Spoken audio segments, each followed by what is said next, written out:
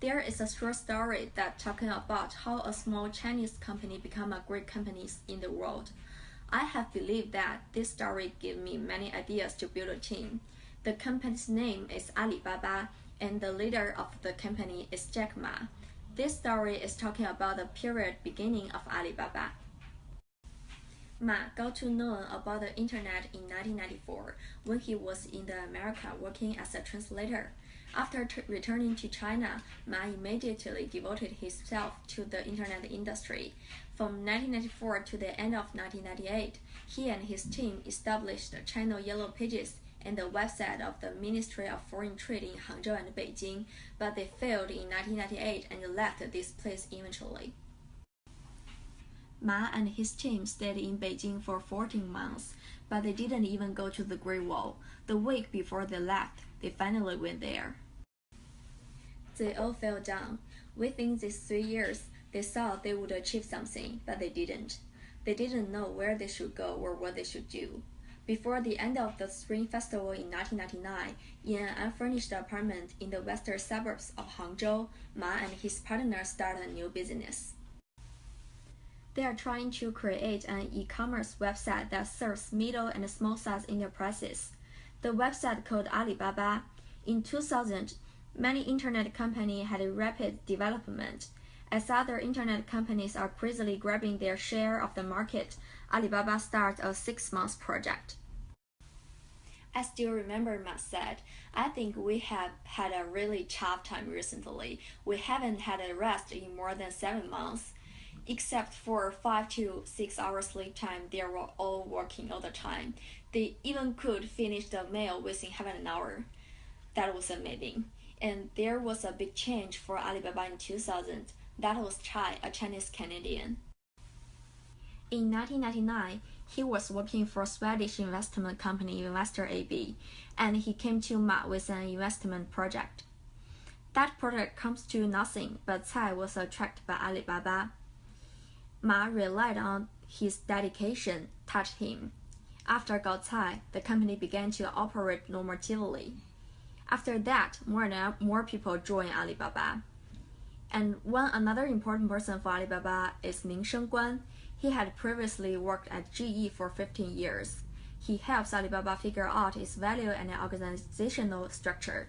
I remember that Guan mentioned in a meeting, "What is our mission and what are our values?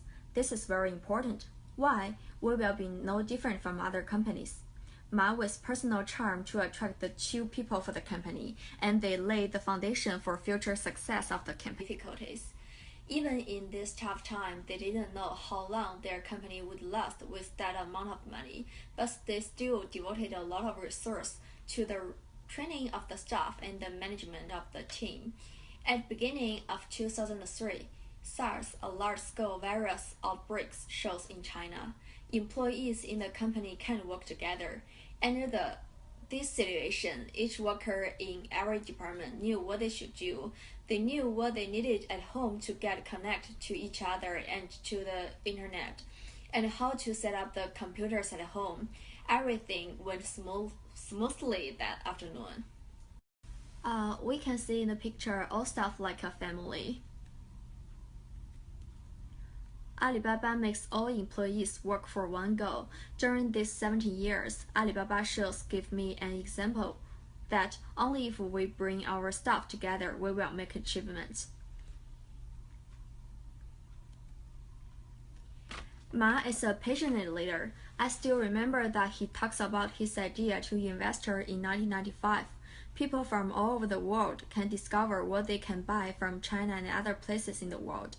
He could place orders with business in Hong Kong, Singapore, and so on, but he couldn't do it with China, since China doesn't sell anything on the internet. We are confident that we will do better than the Americans. Our purpose is to develop the information superhighway in China. Even he failed in that program, but he never gives up.